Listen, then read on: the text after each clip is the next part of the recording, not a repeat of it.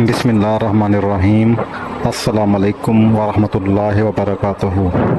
प्यारे दोस्तों, आज की इस बाबरकत वीडियो में हम जुम्मा के दिन के सबसे अफजल अमल पर बात करेंगे।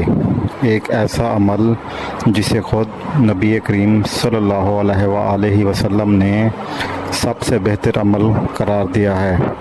दरूद शरीफ पढ़ने की फजीलत, इसकी बरक़ात और जुम्मा के दिन इस अजीम अमल की अहमियत को जानने के लिए इस वीडियो को मुकम्मल देखें। ये वीडियो आपकी आखिरत संवारने का ज़रिया बन सकती है।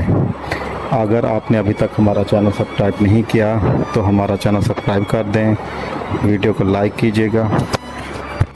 तो चलो शुरू करते हैं आज की हदीस। रसूलुल्लाह सल्लल्लाहु अलैहि वसल्लम ने फरमाया, तुम्हारे दिनों में से अफजल दिन जुम्मा का है, बस जुम्मा के दिन मुझ पर कसरत से दरूद शरीफ पढ़ा करो। सुनैन अबू दाऊद। तशरीह, इस हदीस मुबारका में नबी करीम सल्लल्लाहु अलैहि वसल्लम ने जुम्मा के दिन को हफ्ता भर के तमाम दिनों में सबसे अफजल करार दिया है। जुम्मा वो दिन है जिसे ईद उल मुस्लिमीन कहा जाता है।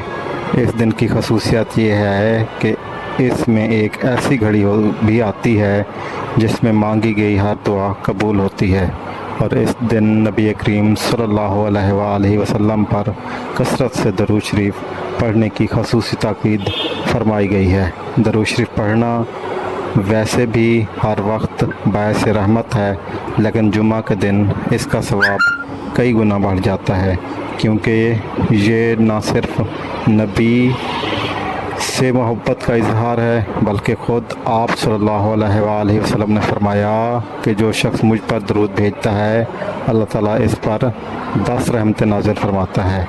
लिहाजा हमें चाहिए कि जुम्मा के दिन दरूद शरीफ को अपनी ज़बान का विर्द बना लें। नमाज जुम्मा से पहले और बाद में और पूरे दिन के दौरान दरूद शरीफ को मामूल बनाएं, और ये अमल दुनिया और आखिरत में कामयाबी की कुंजी है, और हमें इस दिन दरूद शरीफ कसरत के साथ पढ़ना चाहिए। जुम्मा का सबसे बेहतरीन अमल दरूद शरीफ की फजीलत। तुम्हारे दिनों में सबसे अफजल जुम्मा का दिन है, बस जुम्मा के दिन मुझ पर कसरत से दरूद शरीफ पढ़ा करो। जुम्मे के दिन की फजीलत।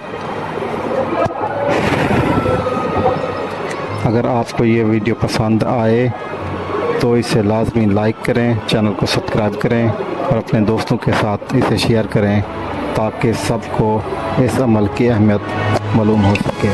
जज़ाकल्लाह। इसमें अगर हमसे कोई गलती कोताही हो गई है तो अल्लाह पाक माफ़ फरमाए, और सामीन से भी गुजारिश है कि आप हमारी इस्लाह के लिए कमेंट्स में ज़रूर बताइएगा।